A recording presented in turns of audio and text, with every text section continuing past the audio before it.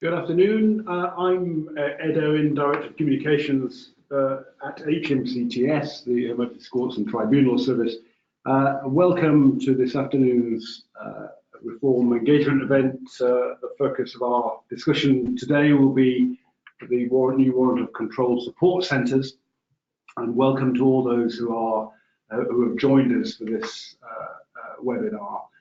This is the latest in a series of reform engagement events that HMCS has been hosting to give an opportunity for stakeholders and those involved in the Courts and Tribunal Service to engage key people within the organisation about some of the reforms that we are making, and obviously that engagement and the ability for those of you working in the system to ask colleagues those sort of detailed questions hopefully is helpful to you, and certainly helpful for us to have feedback from those working in the system. And I'm delighted that today I'm joined by Simon Vowles, Head of Civil and Family and Tribunals in the North West region, Alana Evans, Service Manager Civil Enforcement, and Stuart Wright from our Civil Enforcement team. The general format for the event today will be that we will hear from my three colleagues soon, who will be making a presentation about some of the changes we've been making and some of the progress that we've made. Once that presentation has been completed, then will be an opportunity for us to ask the opportunity for me to ask your questions to them, and they'll be able to answer those about the new centres and about the changes we're bringing forward. So please do submit questions throughout this session, so that we do have those questions that I can then ask of the team. Here, we're very keen to get questions from all comers on all issues related to warrant and control centres. It would be very helpful if those questions can be focused on warrant and control centres. Of course, there may be some issues around the wider reform programme, and there is a lot of information on our website, the HMCTS website on gov.uk, which has a copy of the latest reform update, which has a description of all aspects of the reform programme, and there's lots of other parallel information there that is available on all aspects of reform. So please do go to the website if you wish for further information. So this session very much focused on warrant of control centres. Just a quick point on IT issues. If you are having any trouble with the audio for this session, there is a dial-in option, and the numbers are on the confirmation email you received when you registered for this event. And so if I can just once again remind people to please submit your questions by writing them on the system that you have in front of you, and we will answer as many of those as possible. For those that we can't answer because of time, we will make sure that they are answered in writing, and they will be put on our gov.uk events page. So without further ado, I'm going to hand over now to Alana. Thank you, Ed. So in the civil arena last year, we processed over 95,000 online claims using online money claims online, with more than 290 of those being settled prior to involving a court. For us, enforcement is an important part of the judicial system, and we have continued to engage with users to help us shape our future design, and have taken on board user research conducted with both creditors, debtors and the third sector. We've been working very closely with operational staff in courts to deliver positive changes to our process, and today we want to talk to you about warrant control support centres, which we've introduced to standardise, improve the service we offer. For those of you that aren't aware about civil enforcement, we are looking to provide users with an effective service to enforce their county court judgments, and that we also provide users with the guidance and support to help them understand their options and service available to them. Currently, we receive in excess of about 600,000 enforcement applications per year across all of our enforcement methods. There are 7 enforcement methods that typically are available to users. These are warrants of delivery, warrants of possession, warrants of control, attachment of earnings orders, third-party debtor orders, charging orders, order for information, or you may know them as oral examinations. But today we will focus on warrants of control. We experience 89% of our applications filed via bulk claimants. These are people, organisations and companies that use our enforcement methods more than once in a year, as opposed to litigants in person who are individual members of the public who only may ever engage with us once or twice in their lifetime. And what we want to do is we want to try and ensure that whoever is engaging with us, whenever they are engaging with us, they all get the same high-class service from us. So I'm going to pass over to my colleague Stuart, who will go through what a warrant of control is. Thanks, Elena. So yeah, warrants of control. Warrants of control are executed by county court bailiffs who are employed by HMCTS, and they undertake a number of enforcement related and non-enforcement related orders. Generally, bailiff has become quite a generic term over the last few years, and I thought it might be useful just to clarify actually what we're talking about. So at the moment, we've got 3 different groups generically who are referred to as bailiffs. We have High Court enforcement officers who are privately employed to enforce judgments and writs of the High Court. We have certificated enforcement agents who are self-employed, and they're authorised under the Tribunal Courts Enforcement Act to take control of goods for things like rent, road traffic debts, council tax, and non-domestic rate debt. But today we're going to be focusing on warrant control centres, which are related to county court bailiffs. So by that I mean civil servants employed directly by HMCTS who are responsible for enforcing orders of the county court. County court bailiffs execute a wide variety of enforcement and non-enforcement related orders. So warrants of control, which we're talking about today, warrants of possession, warrants of delivery, and committal warrants. They also service court papers for divorce, attachment of earnings, orders to obtain information, and they also undertake foreign process, which are orders received from other European Union countries. So what is a warrant of control?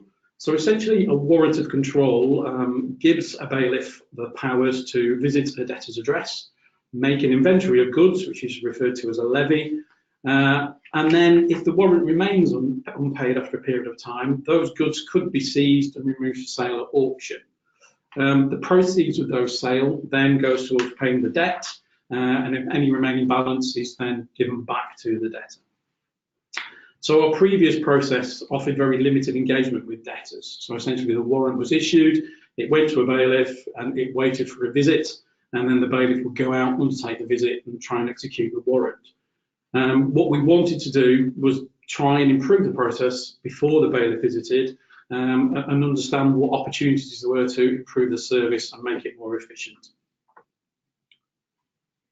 So in the last 3 years, we have had an 82% increase in the number of warrants of control issued through HMCTS. And we recognise that in order to meet those increased volumes, we need to make our processes more efficient whilst improving the existing service that we offer. User research has indicated that debtors are often unaware that a judgment has been issued, and we are aware that we need to provide more support and more signposting to navigate this system. Creditors can be frustrated by delays and want a more responsive service. Apparent that some warrants can be resolved faster by both parties engaging with the debtors earlier, and in the process providing clearer and much better information for those who are using our service. So I'm going to pass over to Simon now, who's going to explain about the warrant of control pilot centres that were set up. Hi, I'm Simon, and as I said, I'm from the Northwest, who along with the Northeast piloted centres. Why did we do it? Well, as been explained in the region, we'd seen over 2 years huge increases in the numbers of warrants of control that we were receiving by our courts and by our bailiffs. Between 2016-18, that was about a 72% increase. So we had a group of bailiffs who were overwhelmed by this huge increase in work.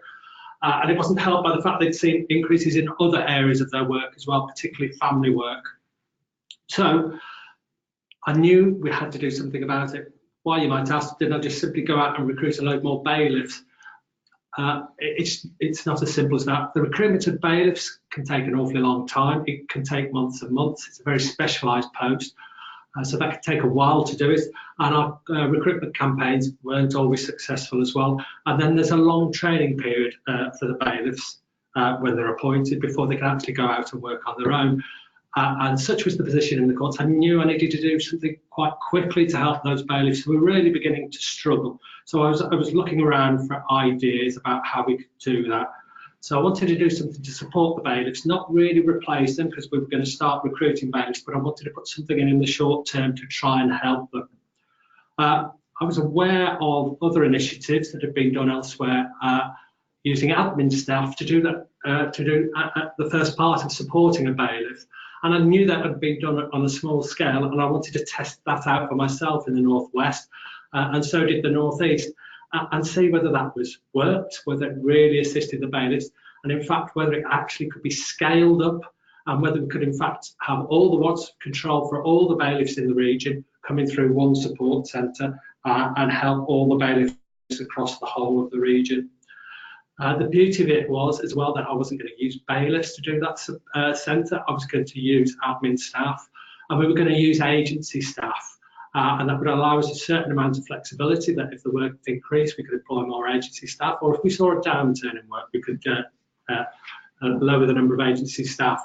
But also, it was a very short time scale to get agency staff in. So what were we going to use agency staff to do? Well, we looked at that first part that Stu described of when a bailiff first gets that warrant. Before they go out and actually see the defendant, they try and make contact with them. They will write to them, they will try and telephone them. And it was that side that I was really interested in trying to use admin staff to do, to make that initial contact with the defendant. So it was hoped by using the staff in this way, we could, in a way, triage those warrants, and we could, in fact, resolve some warrants at that very early stage and reduce the number of warrants that were passed on to the bailiff to deal with, and thereby allow the bailiffs to focus on other areas of work that they had, including going out to see the defendants on warrants. That was our primary objective with the pilot, to try and create more bailiff capacity by freeing up their time by using admin staff to do that first part of the process. So we started relatively small with the pilot, and we just dealt with Liverpool County Courts warrants. We recruited agency staff, but we were careful in recruiting them. Through the interviews, we only recruited staff that had the personal skills appropriate to do the work that we were going to ask them to do. It was only 2 staff to start with, and it was either really good luck or our interviewing skills, but we employed 2 really excellent members of staff who are still with us. And we used the bailiffs in Liverpool to train up those 2 members of staff who explained to them that initial process of dealing with warrants, but explained overall what a bailiff had to do. We piloted it, and it was a real success, with 38% of all the warrants that Liverpool got being resolved by the team, and the remainder being passed to the bailiffs to go out and visit the defendants. So we've managed to create that extra capacity in Liverpool. This helped the Liverpool team maintain their workloads. During the pilot, there was a long spell of sick absence by a bailiff, which otherwise would have been a significant risk to the Liverpool bailiff operations. This one fact alone demonstrated to me the potential benefits of the support centre, in that we could flex the resources of the team quickly to meet an unexpected bailiff absence or a sudden increase in work. This fact alone, that we could flex resources and divert 38% of the warrants away from the bailiffs, made my mind up that a regional centre was worth pursuing. There were also other benefits that I hadn't necessarily planned for. For example, we were delivering a consistent approach across the whole of the region with every single warrant that was first received. We all know that in some courts, bailiffs were struggling, and it took them a while to get around to that warrant. We will be delivering that consistent service across all the regions by using that support centre. Another benefit was that we trained our agency staff on their personal skills, on how to deal with vulnerable defendants. That's not to say that bailiffs don't have those skills. They do have those skills, but with the centre, we had a group of staff whose sole focus was on that initial conversation with the defendant. We all know the pressures that bailiffs are under. They might have got that first call when they were doing something else, like a possession or something else. Now instead we had a dedicated team that were there throughout the working day to take those calls and to encourage defendants to try and resolve the warrant issued against them, whilst reminding them that if they couldn't resolve the warrant, then the matter would be passed to a bailiff and a bailiff would come out and see them. The feedback that we got from defendants was brilliant. We got a lot of positive feedback, and this was in respect of what can be a very negative event in the lives of people. And I think that was really down to the personal skills of the support staff. So with this initiative, we were able to create that extra resource for bailiffs while still bringing in extra bailiffs and have that ability to deal with warrants at a very initial stage and divert them away from the bailiffs and create extra capacity. And we were able to begin to help vulnerable people who had warrants in a very different way than having a bailiff turn up on their doorstep for the first time. So I'll hand it back to Stuart now. Thanks, Simon. Just going to give you an overview now what the centres do, so how we've kind of formalised those processes that began in the North West and the North East now into a national standardised service. So essentially, beginning of the process when you apply for a warrant, that process remains the same. So you are still applying the same way, whether that's in paper from a local court, via the MCOL system, or if you're a bulk creditor, then via SDT, the secure data transfer. Once completed, the warrant is then checked and issued, and then it's sent to the Warrant Control Centre instead of the local court. And the centres then kind of triage and manage those warrants from on a centralised basis. The centre manages the warrant for 12 days, and we're going to talk about more detail about that process, that 12-day process shortly.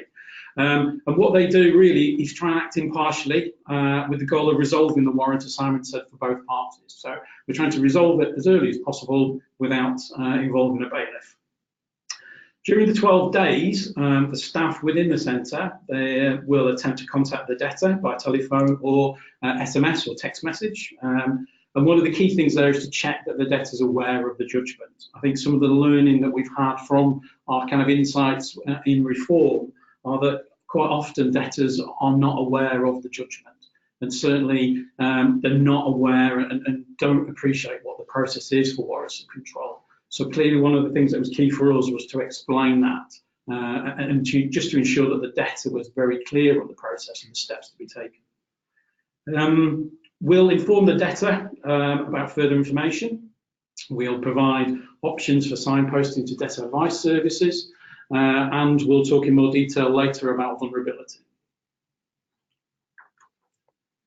So vulnerability is about identifying those people who may need further support or help to navigate the system, and that for us is very crucial.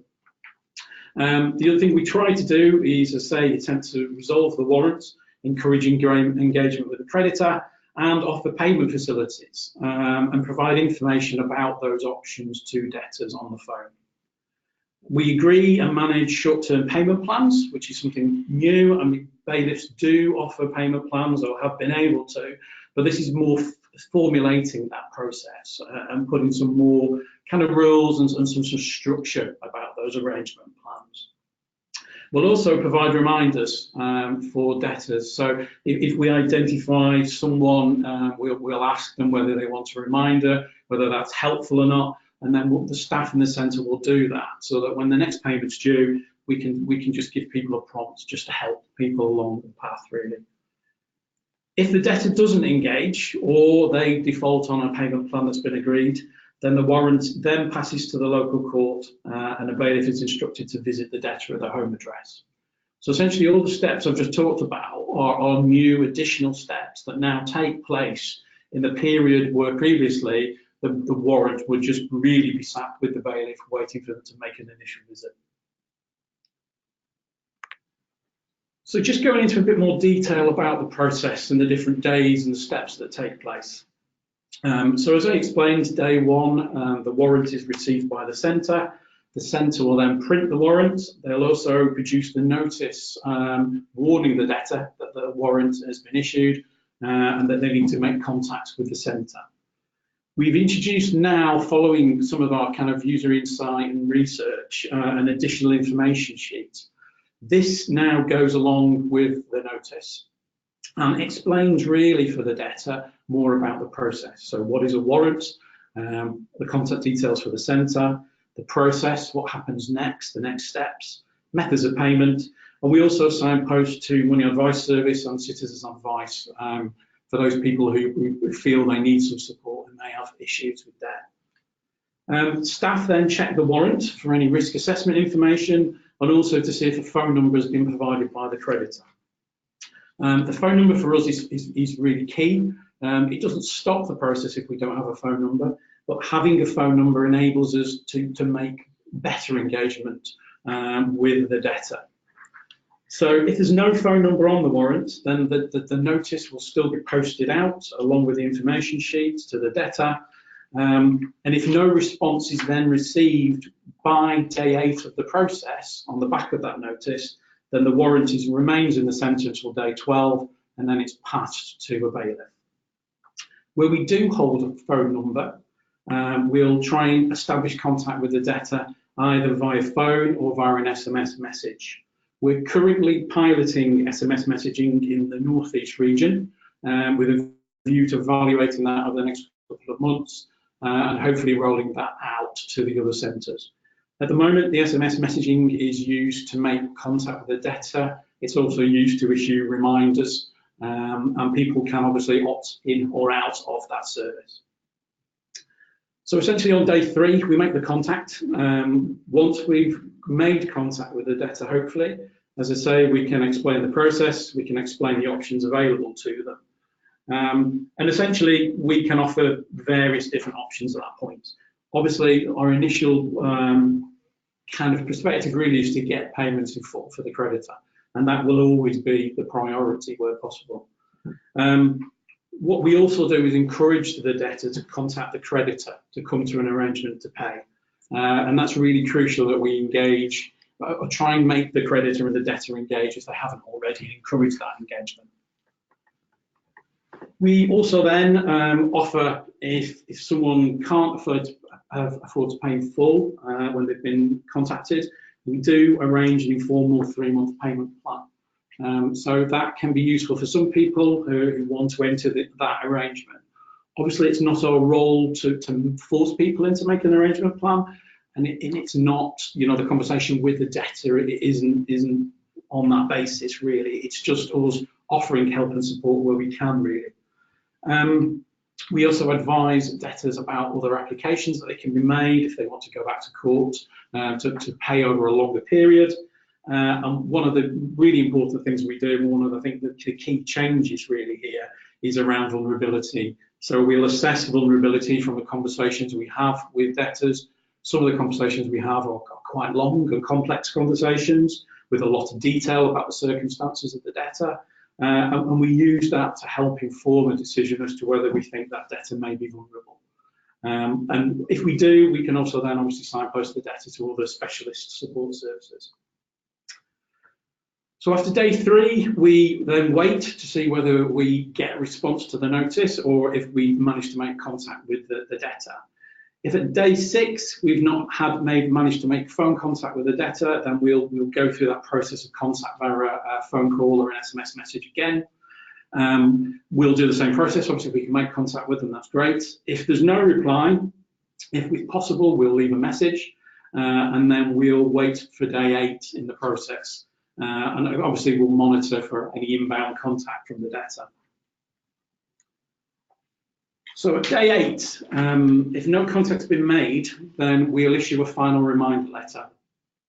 That goes out by post, and in the same time then we'll continue to monitor for contact, because obviously some people will respond once they've received the final reminder letter.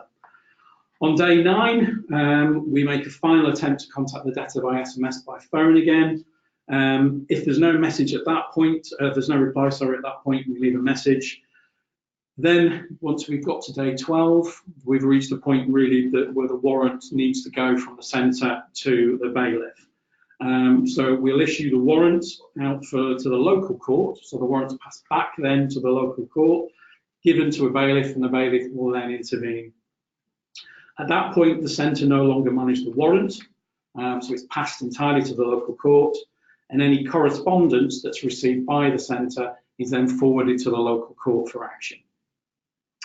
If we've made a payment plan with the debtor, the centre itself will continue to manage that payment plan. So the warrant will stay within the centre, and the centre will then offer reminders and phone calls to help people, encourage people, and remind people essentially about the payments. So the warrant then will stay in the centre until the payment plan's paid, or if a payment fails, then the warrant then goes again from the centre to the local court. So we've set up, as we said, 12 warrant of control support centres now nationally. All those centres went operational on the 1st of October. Well, the last centre went fully completely operational on the 1st of October. So we've got now 12 centres managing approximately 345,000 warrants. So those 12 centres are essentially taking warrants from a total of 133 feeder courts. It's important just to point out that some regions have more than one centre. So really that's down to geographical size of the regions. Some regions have decided to have one or more centres. Other regions, as in the Northwest, just have a single centre. But that's really down to the decision of the region and the geographical makeup, essentially. Now we're going to hear from Sonia McVeigh from the Liverpool team. She was one of those 2 original agency staff that I mentioned before who were fundamental in setting up the support centre in Liverpool.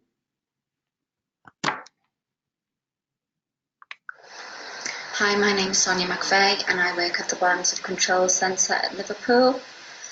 Hi Sonia, can you tell me what a typical day, so what you do as in the centre in a normal day? Okay, so we deal with all the warrants issued in the Northwest through the centre. We will print off the warrants of control and the notices, and we'll send them out to the debtors with a letter explaining the process and what they can do. Okay, and is that new then? So is that something that used to happen in the old process? Did they get information about the process and what their options were and things like that? No, they wouldn't get anything. They would just get the notice, but now we include this flyer which does explain all the options to them. They will then either contact us or we will contact them to try to obtain payment of the warrant. Okay, so do you spend a lot of your day on the telephone talking to people as well? Yeah, most of the days on the telephone. We'll contact people or they'll phone in and we will say, that they can set up.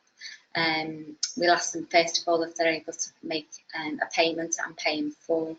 If not, we'll give them the option to set up on a payment plan over 3 months, or we'll give them the option to contact the creditor directly.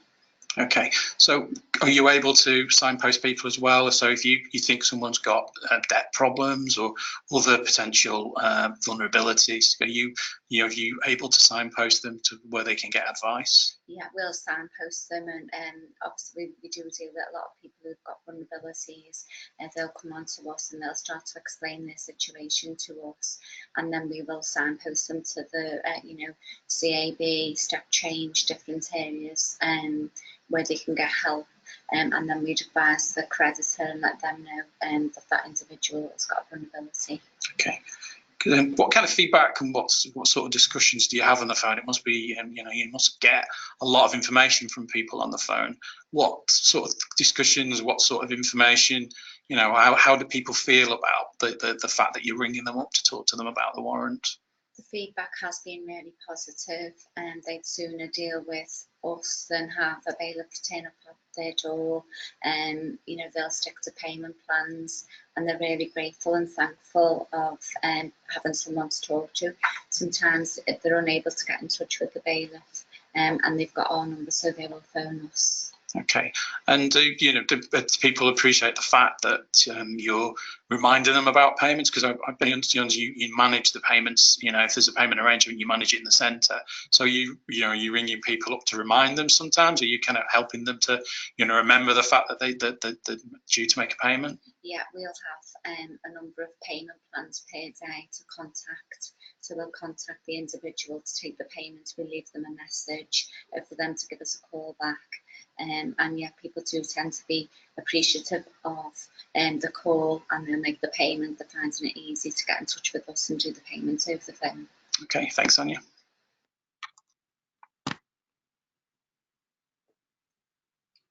Okay, just wanted to talk briefly about vulnerability. I know we mentioned it when we talked about the process earlier. So one of the key things for us when we were setting up the support centres was to be able to train staff and for staff to understand more about vulnerability. Clearly identifying and dealing with vulnerable debtors is a key priority, not only for the teams within our centres, but it's also a very important topic across government, around government debt at the moment. So it really is something that we need to make sure that we are offering good support and training to our staff around. I think it's probably good to point out, and it's probably impossible to absolutely define vulnerability, and that clearly vulnerability can be a permanent thing or it can be a temporary thing. I think what we did when we first tried to put the training material together for the centres was to think about what was vulnerability. And I think we very quickly realised that to define vulnerability is an impossible task. It's something which is very different for different people. And I think it's one of those things across government that a lot of work is being done at the moment. So broadly, what we've done as part of the training for staff is we've typically categorised vulnerability into a broad range of categories. Just to give an example, some of those are someone who might be older, someone who may have a disability, someone who's obviously suffering a serious illness, whether that's long-term or a short-term illness, people with a drug or alcohol dependency, people who've had a written bereavement, single-parent families, obviously someone who may be pregnant, heavily pregnant, anyone who's unemployed, and those also, I think, another thing that we don't always think of is people who have difficulty understanding, speaking or reading English as a first language. So I think vulnerability is a very wide topic, and it's very difficult to kind of really define that when you're talking to staff. So it's really about making staff think about the wider picture when they're having conversations with individuals. And I think the thing we've always stressed as part of our training is that, you know, you need to assess each situation on a case-by-case basis. I think it's very important to make sure that people aren't blinkered by, you know, previous experience or particular views, and just keep an open mind. One of the things we used, or very much were brought into to do the vulnerability and to explain vulnerability to staff, was a whole host of guidance that's available across government through civil service learning, which is an online tool for civil service, which provides kind of broad training across all departments, so that all departments are dealing with particular topics in a joined up, standardised and comprehensive way. So we've taken that on board when we've designed the training, and the staff have received, you know, quite a lot of training around vulnerability and thinking about vulnerability. The other thing I think it's important to point out is that under the Taking Control of Goods Act, national standards, we actually have a mandatory duty to inform the creditor if someone identifies themselves as vulnerable, or if through the conversations that we've had with someone that we consider them to be vulnerable. And I think that's something that may be a surprise to some of our creditors when we contact them, but I think it's really important that we point that out, that we have a duty of care to everybody that we talk to, and then we have that duty to inform the creditor if we feel someone is vulnerable or potentially vulnerable. Obviously then it's for the creditor then to decide what course of action they want to take, and we can obviously offer the debtor signposting to different organisations, but as I say, it's really for the creditor to then decide how to deal with that vulnerability. Now we're going to hear from Gary, who's a bailiff in Liverpool, and he's going to explain how the work of the centre has assisted bailiffs. I'm Gary, and I'm a Liverpool County Court bailiff. Hi Gary, could you tell us what you do when you receive a warrant of control? We date stamp the warrant. We'll check for the vulnerability of the defendant. We'll also check the original debt and if there's any contact details for the warrant. Okay, so when you've got the warrant and you've done your checks, what's the next step then? Presumably you're going to schedule a visit? We'll prioritise the warrant within our other way between possession orders and family orders. We'll then schedule it for its first visit. We'll go knock on the door, and if there's no answer, I'll leave a letter. If there is an answer, we'll ask them if they are the debtor. If they are, we'll explain about the warrant of control to them. We'll also explain how they can pay or how to deal with it. If they don't understand what the warrant is for, because most of these don't understand the creditor, we will ask them to ring the creditor to find out what the debt is for, and I'll tell them I'll be coming back. We're going to set a time frame. Okay.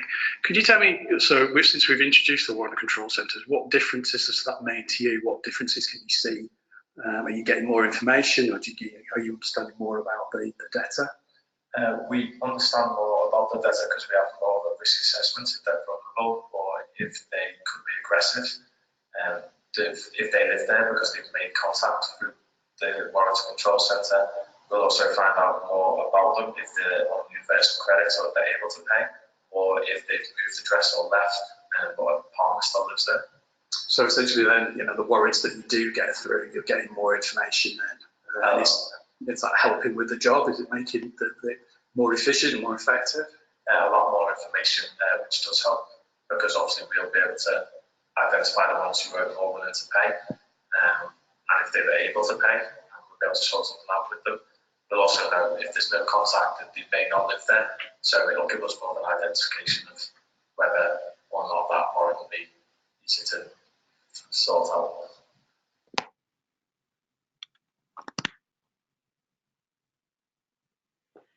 So now we've been able to implement the warrant of control support centres, we are looking at how and what benefits they have brought to everybody who's involved in the process, in conjunction with the feedback that we initially received right at the very start before implementing.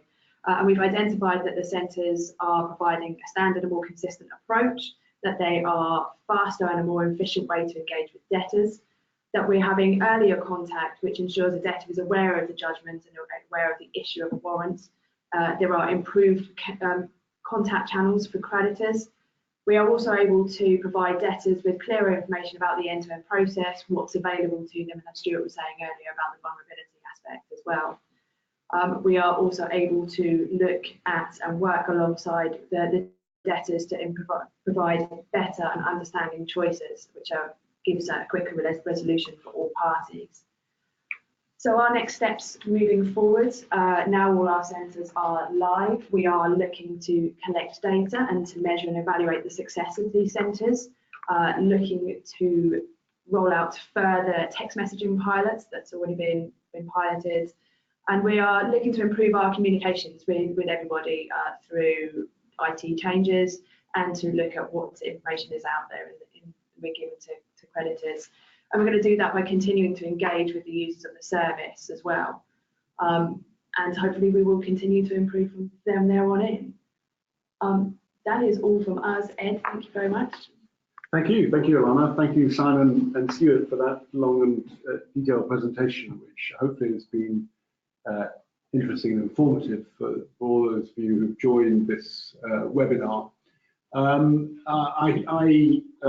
I can immediately answer one of the questions that's been submitted to us, which is, will we be providing a copy of slides that have been used for the presentation you just heard by email afterwards? We'll certainly be emailing the link to the website where you'll be able to download the presentation and any associated information. So please be reassured that this presentation will be available. We'll also, for your information, the whole webinar will be recorded and will be available on the website for those to watch and listen in full.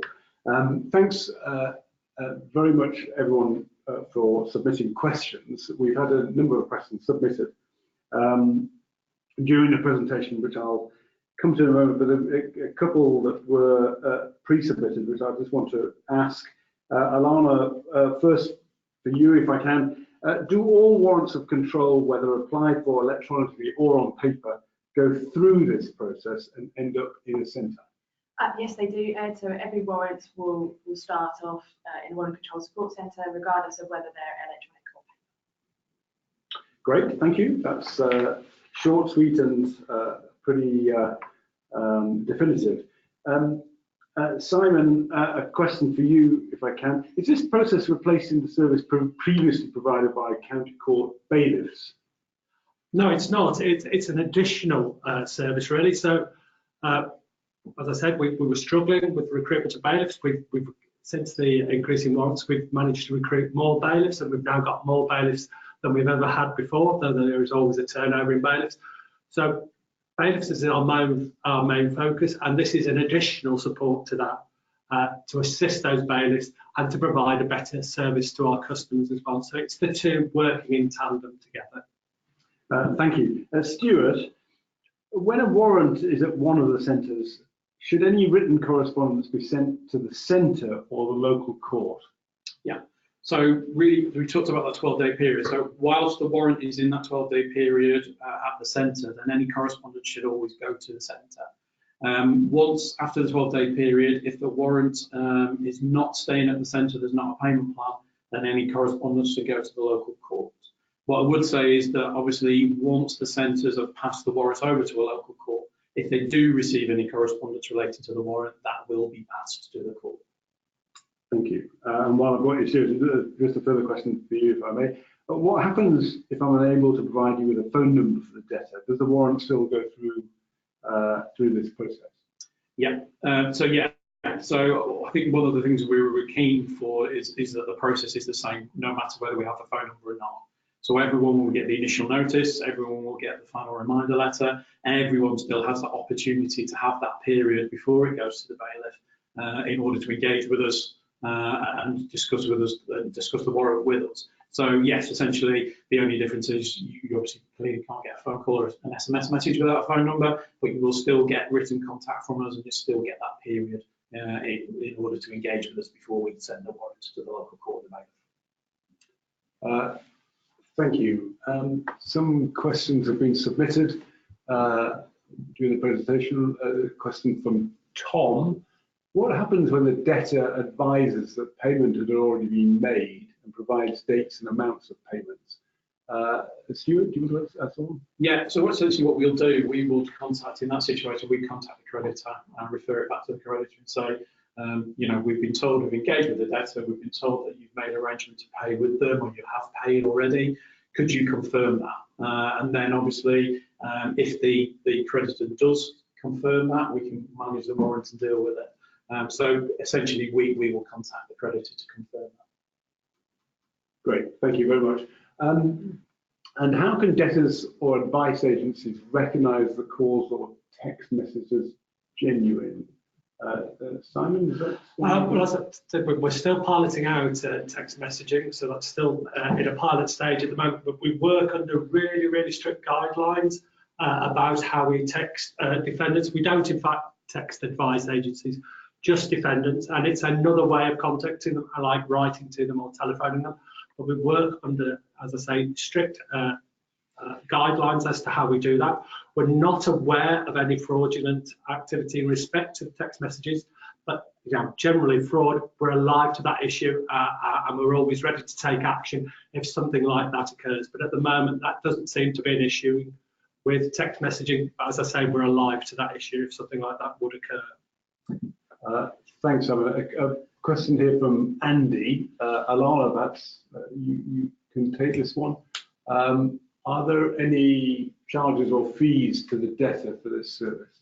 And at what point would the £75 compliance stage fee be added? So there aren't any additional charges for this service. As Simon was saying, this is something that we have done as HMCTS in order to better engage with our creditors and the debtors, and also to make a better service.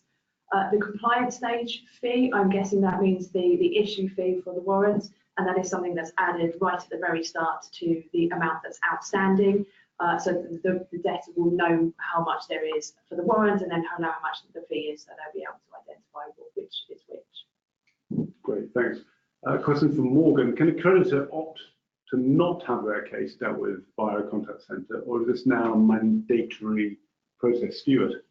It is a mandatory process. I think we believe it's the right process. We believe it's a successful process, and we believe it's the best option for the debtor and the creditor. So essentially, yes, all warrants will go through this service. And I think, as Simon and Elaine have already said, this process takes place in a period whereas previously nothing would have happened with the warrant. The warrant would have essentially sat waiting for a bailiff to schedule a visit. So this is a service that we're really passionate about engaging early with debtors and making sure everyone's aware of the judgment and the process. So yeah, every warrant will go through this process. And as I think I explained before, this process is something that the bailiff would eventually do. It was part of the bailiff role in any event. But what I think we're now doing is offering a much more enhanced process to that the bailiff initially offered when they got the warrant in the first instance. Thank you. A question from Andrew. As part of future development, are there any plans to introduce a similar service for other types of enforcement? For example, to encourage claimant and debtor engagement before a claimant applies for an attachment of earnings or charging order?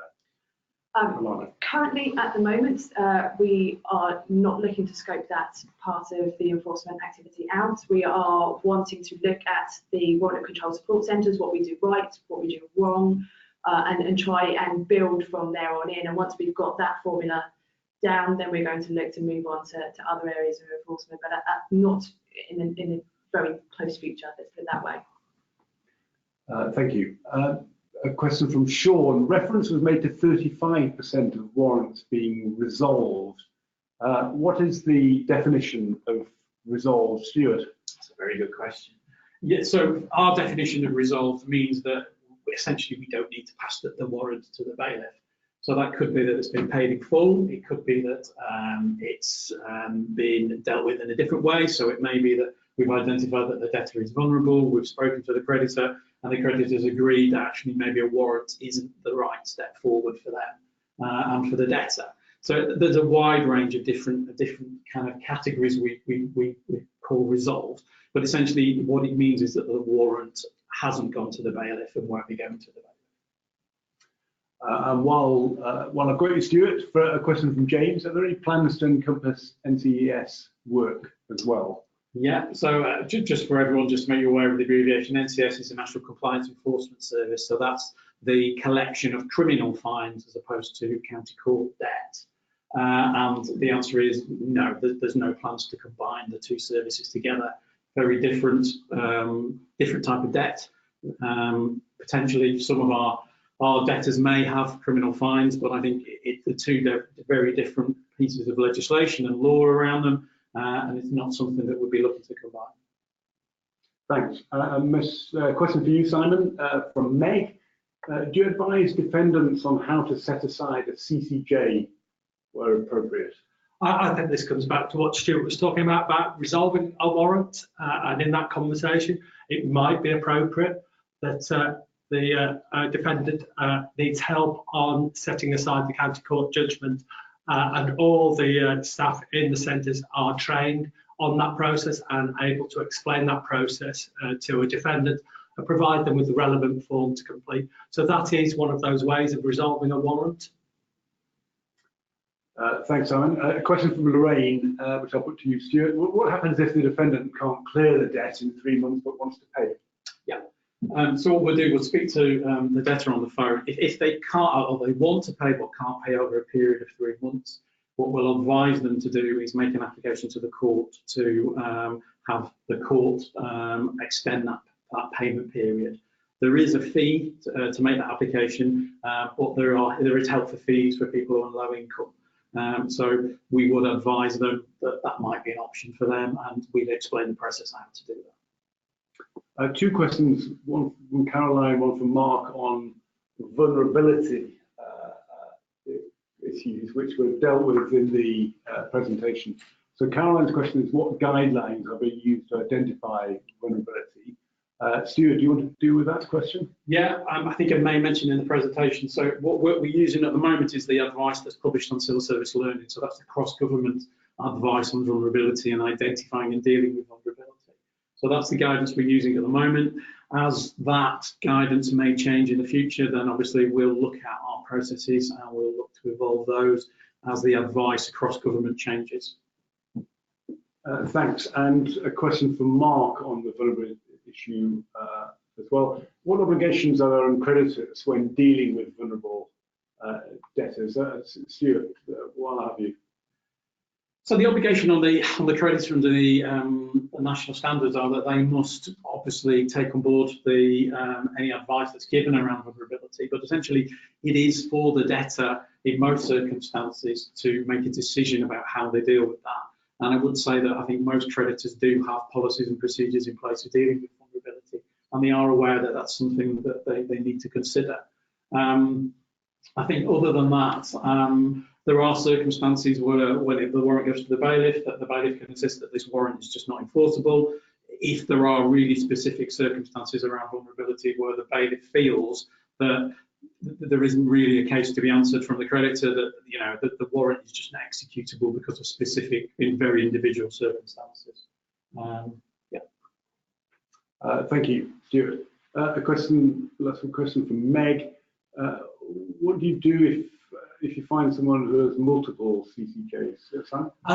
Well, it depends on the circumstances. It might be that they're perfectly able to pay off those county court judgments and are making instalments to pay those judgments off.